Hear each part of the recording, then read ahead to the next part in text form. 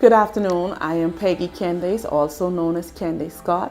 I'm here today to have a conversation. I'm at the Our Carmichael Community Center studio, and I am determined to have conversation that most people don't want to talk about. I'm determined to speak with members of our community that are commonly ignored, but they're here and they have much to contribute. Today I have a special guest.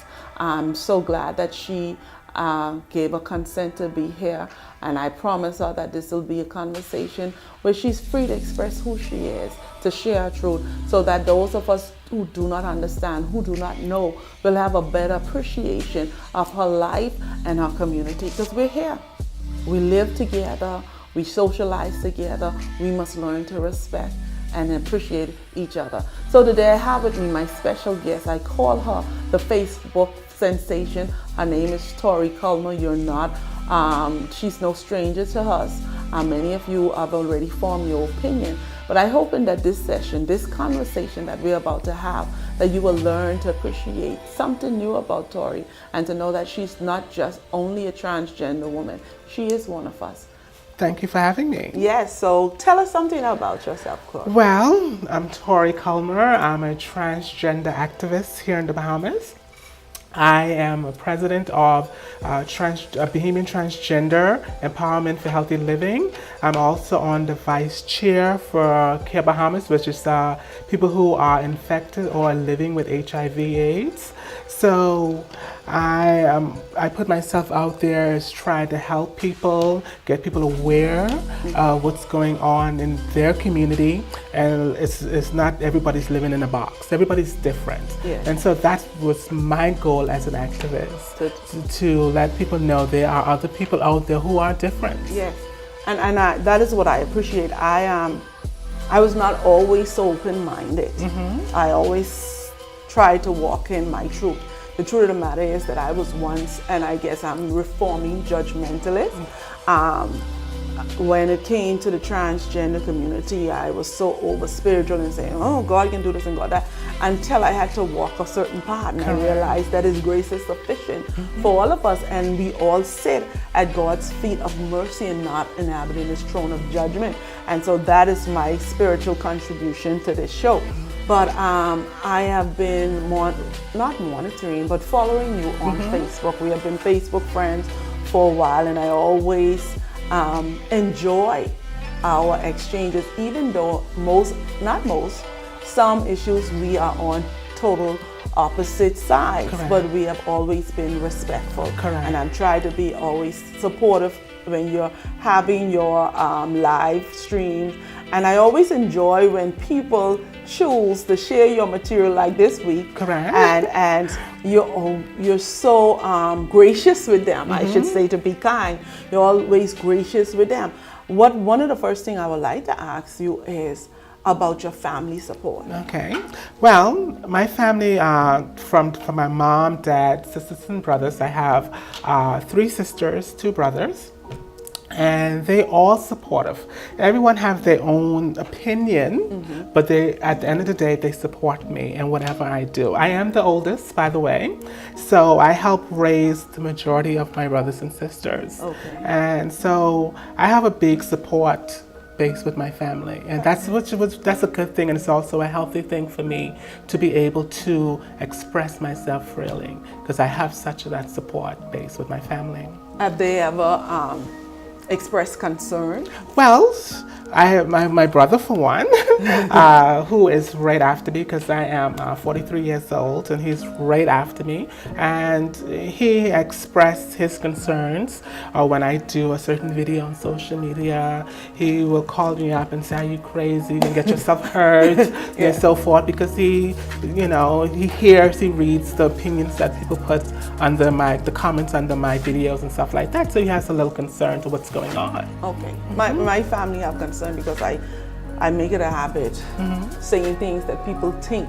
Correct. And my son, I have a son, he's 15, he will say, "Mommy, some truth you need to just keep to yourself." Because I was like, he said, "Mommy, should you say that?" I said, "Well, that's the truth." He said, "Some truth just keep to yourself, because people will get offended even if it's the truth." So I understand the family concern. My mother, I say, "Peggy, watch it," and all of that.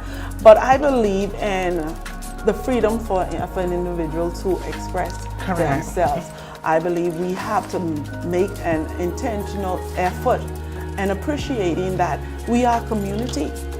We are community, and so the community is made up of different people, different beliefs, different experience, and different approach. And so as I go along on this journey, especially becoming an activist for almost 3 years, it has taught me to appreciate that we're all fighting to have a good, healthy, free community. Correct. And in doing so, I've come across people, different walks of life, different religion, different sexuality, and I'm learning. And I like to stress that I am learning to appreciate the difference. And if we were all the same, how boring the world would be. Yeah. So I think you have made, knowing you, following you on Facebook for a year or so, you've made my world a little bit more interesting. And I always, when, like I did this week, when you were saying something, I'm like, Tori girl, they made you a star.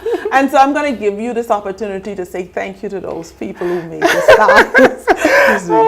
I would love to say thank you to the people who have been following me. Negative or good response is really appreciative because I can learn from a lot of people. I can still learn, and I want people to understand why I do it. People still have this concept because I am transgender, I'm not a female. And Bahamian people are stuck in this one box because I was born with a certain genitalia that is no way that I could be a female. And that's where the debate comes in. Because I stuck to my ground and say, hey, don't judge me because I was born with a certain genitalia, because I define myself by the way I think, not what's between my legs. Okay, and that's where the debate comes in with certain Bahamian people because they can't grasp what I'm trying to teach them or trying to show them when it comes to transgender. Because you could have people who were born with both sex. Okay, and when I try to break it down for them, a person who was born with both sex, how could I tell that person they cannot be a male or a female? They have both organs. So I try to say, you're not defined by what's between your legs. You're defined by what you believe or think or how you feel. So, and I know it's kind of difficult to understand and try to get that concept of what I'm trying to say, but it's just the plain and simple fact of the matter. Okay, I think my approach, because I can't sit and only say, oh, I understand what you're saying, but my approach is to your own self be true. Correct.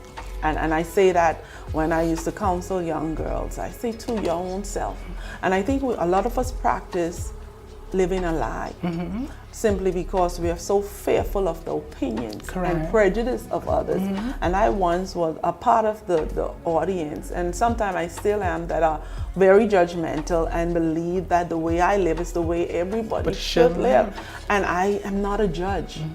I am not a judge. And so once I came into that knowledge of truth that Peggy, girl, you ain't no judge and nobody.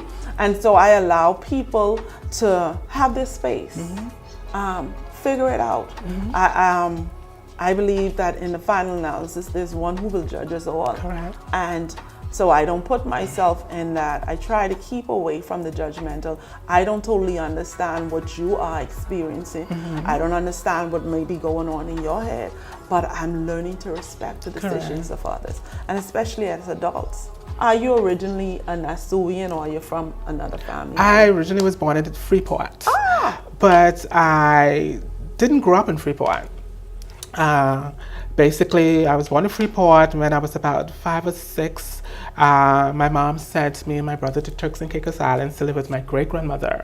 And I lived there until I was about 12 or so. And then I moved to the States with my mom after she got remarried and got all of us straight and everything. I live in the States, went to school, college in the States. Okay, so you're multicultural.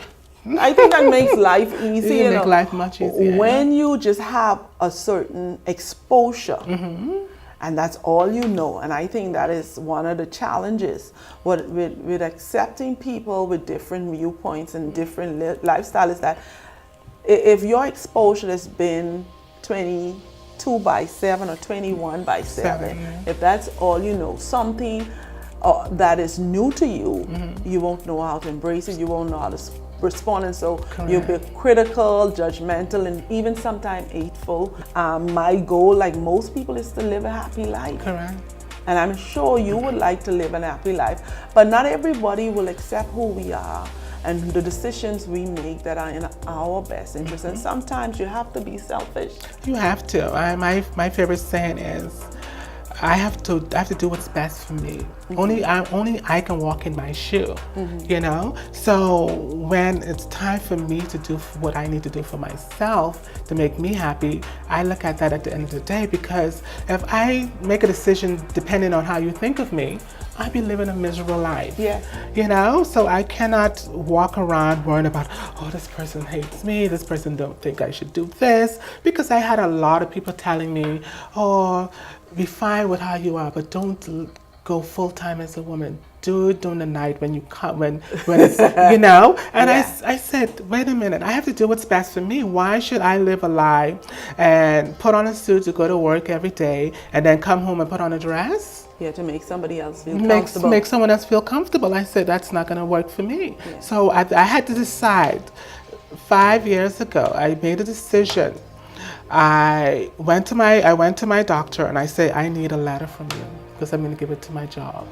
I need a letter stating that I am a transgender woman, a dysphoria. It actually is a name for us, a dysphoria. And I'm about to get my name changed, and I'm going to give this to my employer, and I'm going to work with makeup on. Oh, wow. When I went to work with that medical letter from my doctor, it gave me some support that, okay, they had to soak it in. There was not immediate reaction. They had to accept it, you know? So, but sometimes you have to, when you make a decision in life, you have to make that decision and stick with it to the good or bad. Because I got a lot of backlash when I decided to go on TV for the referendum. You know, I got a lot of backlash. And a weak person would have said, you know what? Give it all up. Is it really worth it? But when you make a decision in life, you have to stick with it because it's what's best for you, not for what other people. I want to ask you about, were you discriminated against once you gave that letter to your employer? Well, I wasn't discriminated up front, but the same when they told me that basically everything was cool, etc., etc.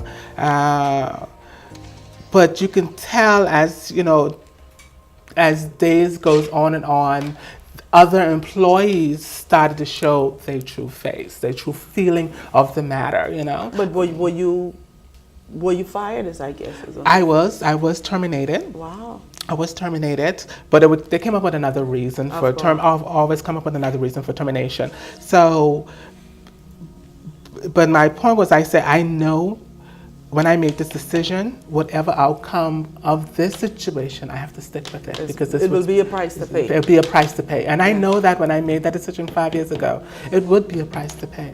And it was a very heavy price. The experience on social media is a learning experience as well as also a teaching experience, because I get a lot of good and bad feedback from people, and I tend to read all the good and negative response and try to analyze why would a person say what they said, and you know, so it's a give and take for me as an individual who's growing within herself. So this is a give and take, you know. But far as experience, I use it as an educative tool for transgender.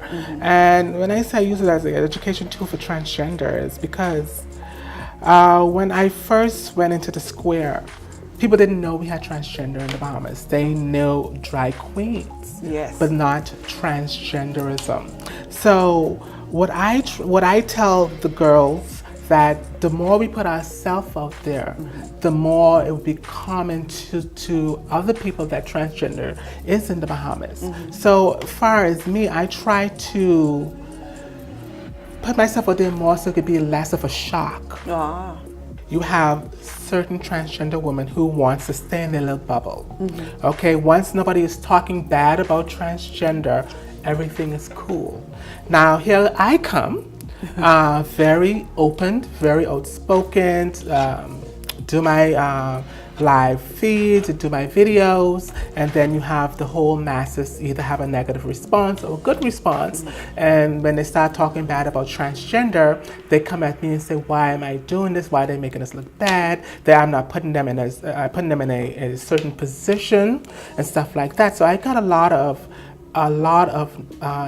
negative response from them. They're telling me to stop. Yes. Basically, tell me to stop, just stay in my little bubble, and so forth. What motivates you? What gave you the courage to come out publicly, to live your life according to who you believe you are, to walk in your truth? What gave me the courage is hearing from other girls, really, who decided to move to Canada because they cannot move freely about in their own country. And I say, wait a minute.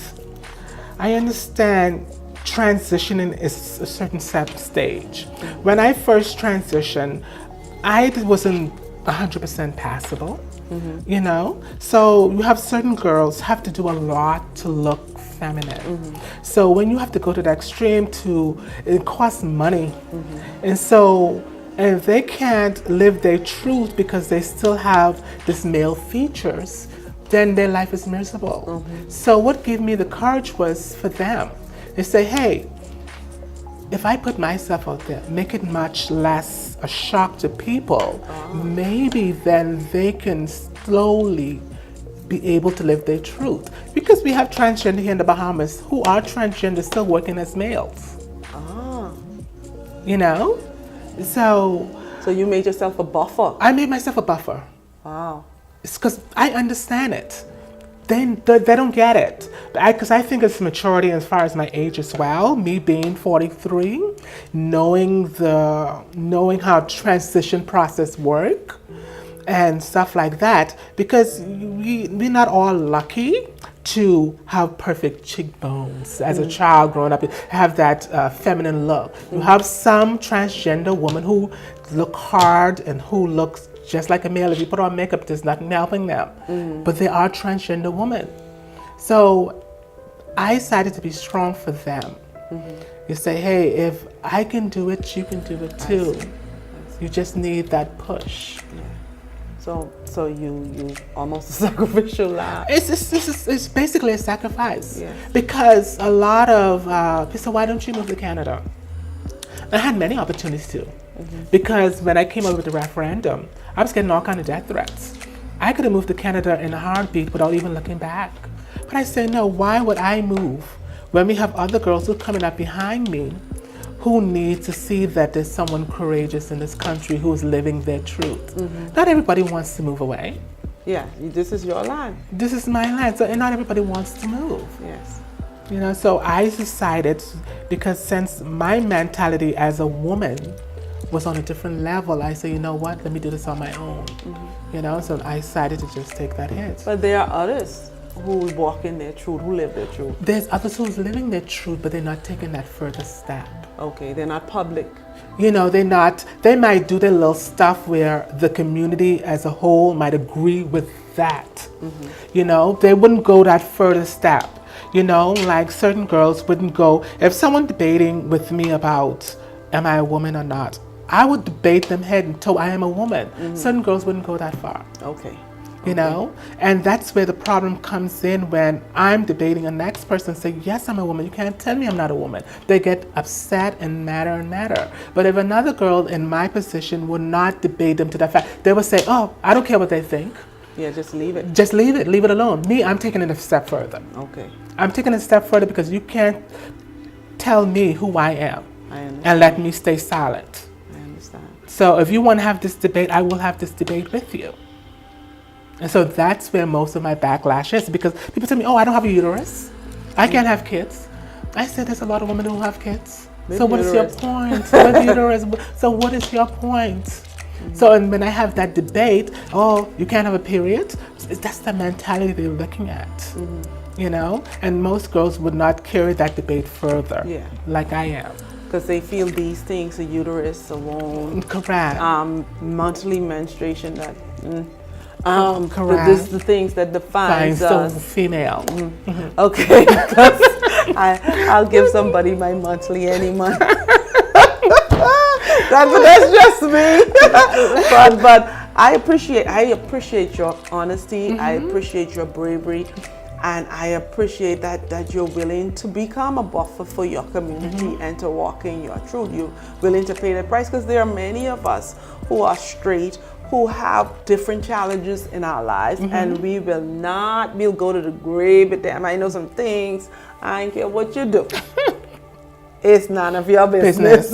Right? And so I thank you so much for opening yourself, for leading the way, like I confessed before and openly to you, that I was not always one who tried to understand. Correct. Like in the square, I said, how the hell Tori get on the front page?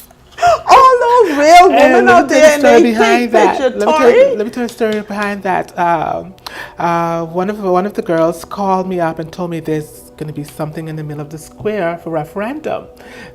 We need a girl to go there. So I decided to get, just not me, it was several girls who were supposed to come with me. They all got scared and stayed behind. Oh, Lord. It was only me out there, and I wasn't expecting to go on TV. I was expecting to get an experience. Yes. That's what I was looking for. Not the attention, not I was just looking for the experience to go in the square to show my support for this referendum. Show my support for no more discrimination. Yes. And that's what's the only thing I went there for. Yes. Channel 12 recognized me right away.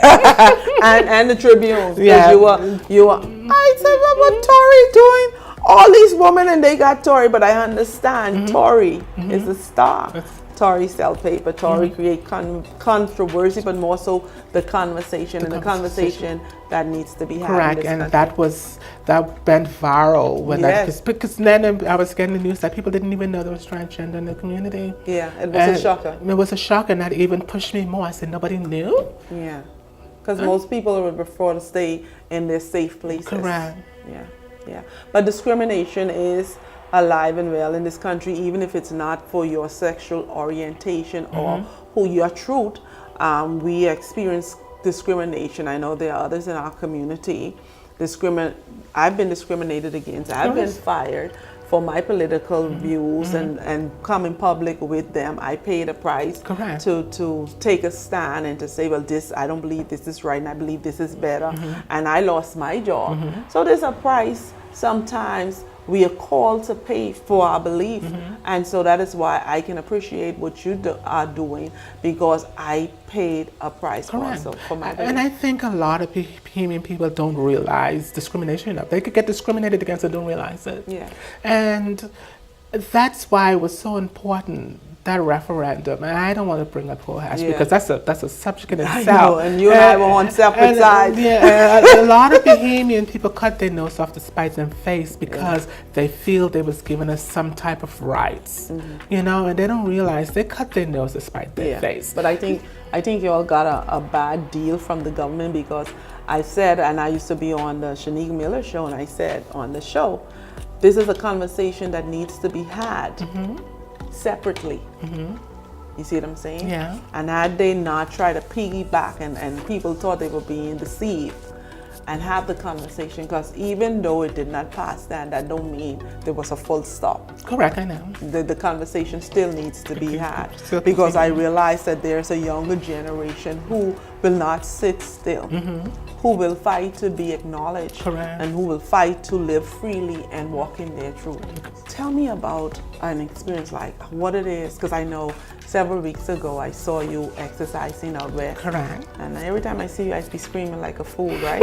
And I think, Tori, and I came around and I had my bestie in the car. She said, girl, what you doing? I said, that's Tori, that's my friend from Facebook. And I came in and I hailed you and we had a brief conversation. Yeah. What is life like? Say, Tori goes to the grocery store. Well, believe it or not, everybody that I run across that doesn't know me on social media or have never seen me before just think I'm a regular woman. If no one points me out, they wouldn't have known. Wow. So I happen to blend very in. Though a lot of people on social media say, oh, she look like a man, and this, that's why I don't pay attention to them, because I go anywhere in the Bahamas. anywhere in the Bahamas with no problem because I blend right in. Yes. A person has to recognize me, have to know me from social someone media, point you out. point me out. And then that person still say, you for real? Yeah, because my girlfriend was saying, I did a story, and I told her that you were, she did that some. Yeah, and how people And feel. she, because you were in your tights and you were there Correct. just doing your I thing, blend right exercise, in. and all woman, your body, and she was like, you know, why are you stirring up who that is? And then when I told her, she's like, wow, she Yeah. would have never known. Because I say, like I said, I was in a crowded license, getting my car license, getting all of this. No problem. Everyone think I'm a woman. You know, so if nobody points me out, no Life problem. is normal. Life is normal. Wow. And after 5 years, you have come from that place to this place that you can just blend in. Blend in. And unless somebody think it's their job and obligation. Patient to point you always have that one person. Always have that one person because I get hit on a lot by males. Yeah. I get hit on a lot. And that one male might recognize me. You know that's a man. You know that's a man. Yeah. Only take one now. Yeah. You know. So, but it's life is just as normal for me as anything. Okay, you introduced the subject of being knocked on. Do you reveal yourself if a male express interest? Do you tell them that you're transgender? Well, I do. I don't hide. I don't hide who I am. Okay. That's one thing, and I always tell the girls, always be forthcoming about who you are. Yeah. Our conversation is basically having a conversation with people that make up our community. Correct. Transgender is also a part of our community. Can you tell me what it is that you're doing to help create a better community in your activist work? Can you tell me about the programs that you're involved in? Well, one of the program I'm with Care Bahamas, which we're dealing with people who are living with HIV and AIDS. And my biggest passion is stop discriminating against people who are HIV and AIDS who are living with it. Because we at Care Bahamas believe that AIDS is no longer a death sentence because you could take the medication and live as long as you want now. And we are finding that because of the discrimination, people are not getting tested. And so our goal is to make aware, get tested, know your status. Yes. Know your status. It's very important to know your status. And when you know your status, you'll be able to plan to live a longer, happy life. And especially in the LGBT community, we have a lot of people who are not getting tested and dying very young. We have a lot of males dying young from this disease because they're afraid to get tested. And so my passion is to educate them, get tested. It's no longer a death sentence if you take your meds. If you come to find that you are positive, just get on your meds and you can just live as long as you can. Okay, I know there was once a controversial topic being discussed whether or not someone with HIV should be made to disclose this to their future partners. How do you feel about that? Well, I think a person who is living with HIV and AIDS should be comfortable if you're going to entertain sex within a relationship, should be able to tell your partner. If you're not comfortable in telling your partner, then you shouldn't have a relationship with them. That's my personal belief. Because you have to give that person the right to choose. Yes, exactly. And that's the same thing I tell with the trans girl. You give that person the right to choose to be with you, you know, so you don't have to try to trick anyone into believing that this is who you are and stuff like that. Just be honest with who you really is by living your truth. Yeah, it's the responsible thing. It's the responsible thing. So we educate people to always be honest and get them comfortable and letting them know that it's no longer a death sentence. But we just have this stigma about it here in the Bahamas, and people are just fear of just at least getting tested. Is where we at right now with Care Bahamas, trying to get people in to get tested. I think one of the things, and it is a sad thing in our country, that people would prefer to either live a lie or live in ignorance. Correct. For their own comfort zone. And so it will be easier to speculate to talk about something, to suggest something, than to find out what is the actual fact concerning an individual. And so I would encourage you to, in your activism with the HIV community, that they be responsible, that they take it upon themselves. We know, and we're observing, because 10 years, 15 years ago, it was definitely like a death sentence. And I know medication has been made more easily available. Correct, because it's free. Yes. Medication is free. And so I join you in encouraging individuals not only to know your status, but whatever the status, if it is positive, to not be ashamed, and to be responsible. That's the message. Correct. That's the message. One of the things I would like to know is that community, HIV and AIDS positive, the families, are they more supportive? Because I know once upon a time it was said that they used to go to the AIDS camp, and families didn't want anything to do with it. Well, like I said, there's a whole big stigma behind the HIV and AIDS thing, and a lot of people who are usually keep it to themselves, because you always gonna have family who doesn't understand what's going on and are not educated about it as much. Because like you said, what people know, the perception was back then that people was dying. People was dying from it, and it was dying a horrible death. Yes. You know? Now with the medication being so more advanced, people can live up all the way up into the 80s as long as they take care of themselves and be on the med consistency. You know? So it's a lot about we trying to educate the masses now about it, because in people's mind the perception is it's an awful disease and you die very awful. So that's what people in their mind thinking. You know? It's the fear factor. It's the fear factor. I know my little knowledge, I know that they're so advanced and they've come such a long way with the disease that they can protect the unborn. Correct. And Bahamas was the first country leading that.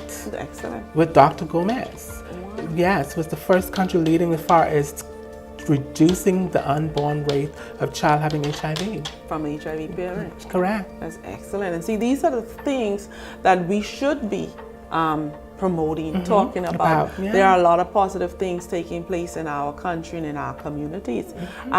We're both Facebook personalities, you and I. And each day, I know my timeline, oh my God, it's like, who's working in this country?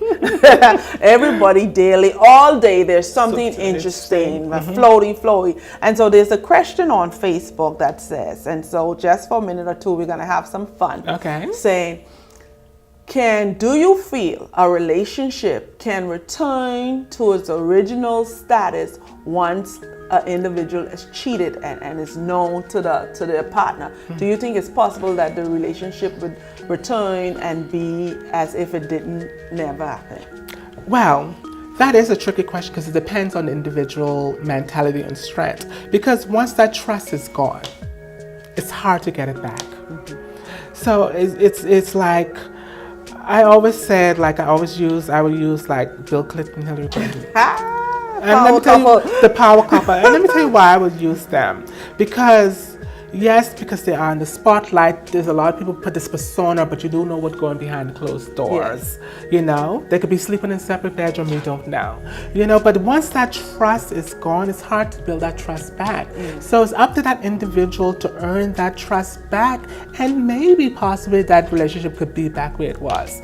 But once plenty forgiveness and a lot of soul searching, because women tend not to forget. Of course not. Men too, you know. Men too. Listen, people try to make it seem like there's a great difference between the sexes.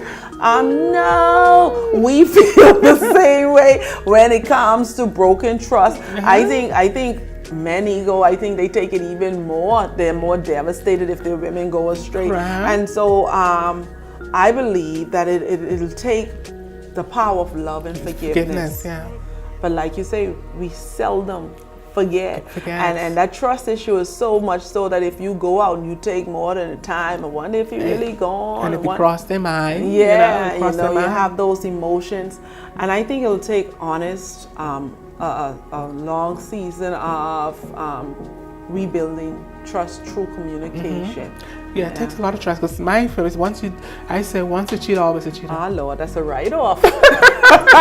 That's a write-off, Tori. Yeah, that's a write-off for me. Yeah. For me personally, I don't think a trust could ever Be reestablished. But I am not saying it's not impossible. Yes. You know, because like once I say my favorite saying, I can't until I'm able to put myself in that person's shoe. Yes. I wouldn't know. No. And a lot of people would judge a woman by saying, how could she take that man back? Yeah.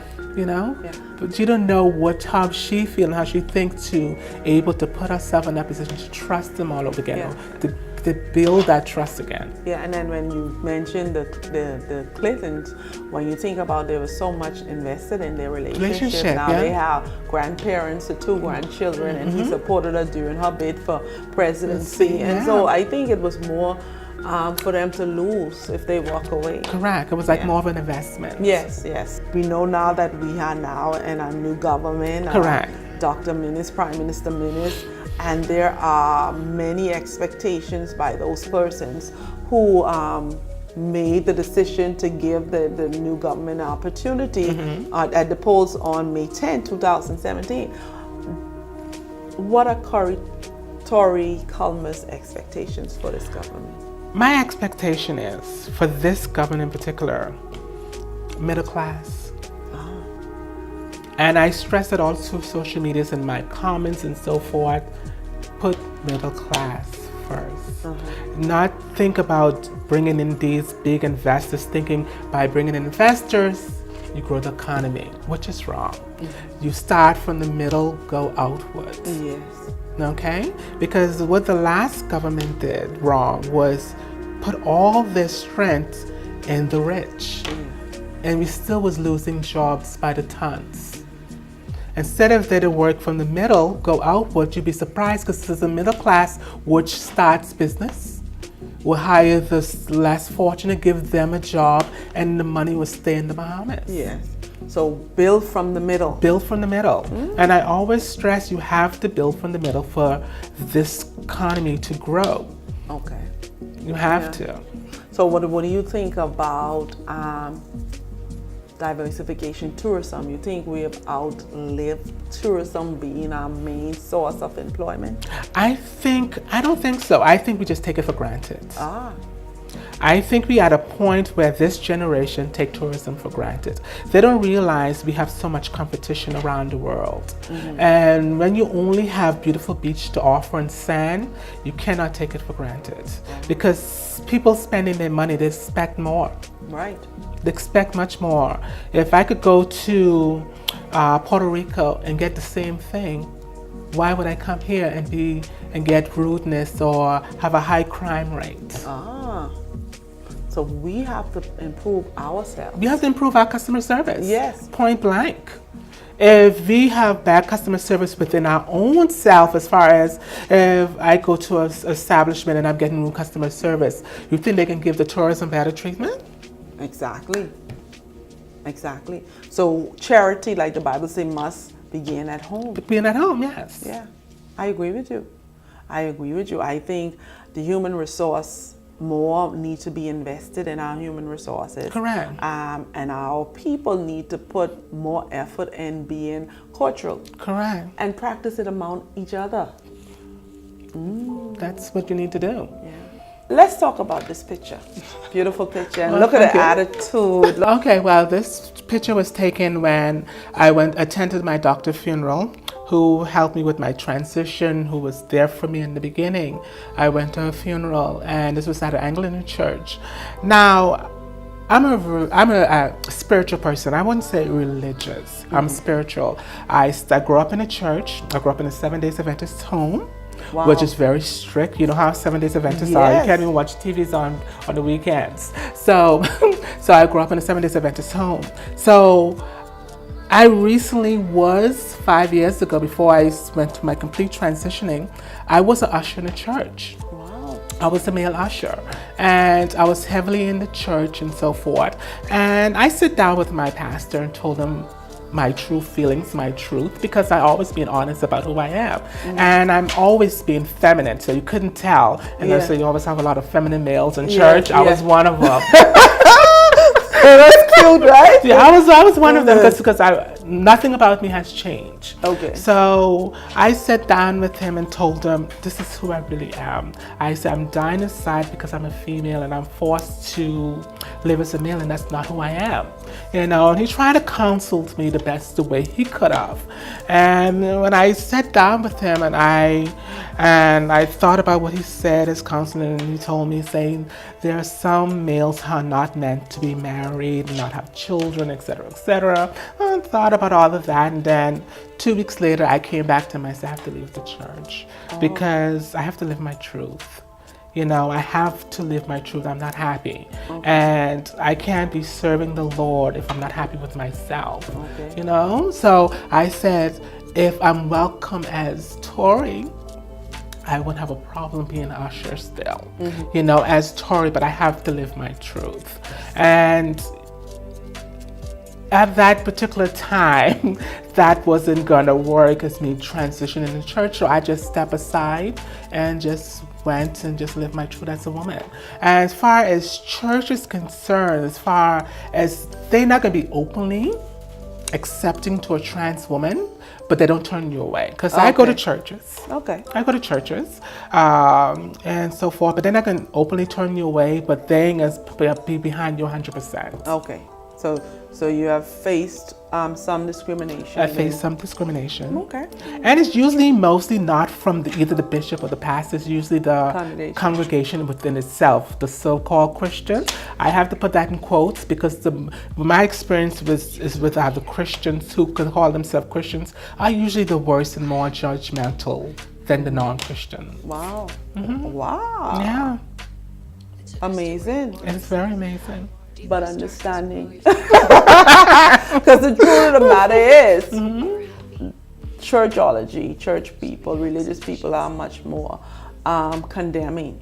Very condemning. Yeah. And they should be the one who more should be loving, accepting, understanding, and still trying. See, my belief is, if you're trying to convert someone, how you convert? Through love. Yes, that's according to the Bible. They shall know you by your love. By your love. Yeah. So, and I actually told my pastor that I say, when you're trying to convert someone, you convert through love, not through judgmental. Yeah. You know, if you're preaching every week about homosexuality, what you trying to tell me? Get out your church. You know? Though I don't consider myself a homosexual, though. I consider myself a straight woman. You're so funny. A straight woman, let's get it right. Okay. But I was telling him, so you have to preach with loving, and if you're trying to trying to convert someone, it has to be with love, and that's the only I can see God through you. If I can't see God through you, you can't convert me. Yeah, and I think that is the message that is missing. It's really missing. It's the message that is missing, because I went through a period of my life that I felt rejected by the church because of the decision I made for me, with what I thought was best for me at the time. Correct. And so I can relate to you in that instance, but I can also say to you that there are some believers who will show you the love of God. And I hope that in your experience and on your journey, that if you have not come across any, that you do. And so that you see that there are people who live the love part of the Bible and not the judgment part of the Bible. And so that is what I'm hoping will be part of your experience. Okay. Redemption for the church. Yeah. So thank you so much, Tori. I'm hoping that we have more conversation. I told others, I said, I want to see if Corey and I will have chemistry, and I think we got chemistry. Yeah, we have a lot of chemistry. Yes, we can do this. we can have conversation about. We got over the who is Tori. We don't have to talk about that. Tori, no, we don't have to talk about Tori. We know you shared so willingly and so freely of your experience as a transgender woman. And so far as I'm concerned, that is behind us. And so there's so much happening, so much taking place in our country and our communities that I hope that we can sit down more and continue our conversation. Yes. For sure. Yes. Yeah. Do you have any closing remarks? Well, my closing remark is for my fans out there, the good and bad. who don't find me to be pleasing or feel that I'm making, one person said one time that I'm making women look bad or something like that. Or my point is that my closing remark, you have to realize there's difference in everybody. We are a melting pot of different people. I might understand it's not might be in line with your religious or what your beliefs are, but at least try to have a better perspective for where an individual is coming from. You know, I'm as a transgender or any other girl out there is not trying to put ourselves into your face, basically. We're just living our lives. That's all you want. We just living our life. And you happen to come across one of us, just respect that individual, you know? Because no girl is trying to just push our lifestyle on anybody. This is our lifestyle who's living our lives. Yes. So thank you so much. You're welcome. I want to thank you for joining me and my guest, Tori Culmer. And I'm going to join Tori in asking you to be more loving. Accept that people, we are all different, but we all each have something to offer to build and establish our community. And if we remove one piece of the puzzle, then the picture will have a missing piece. And so thank you for being a part of our conversation. Hopefully you share this information and that you join us again, because we will be back with more of our conversation. Thank you so much.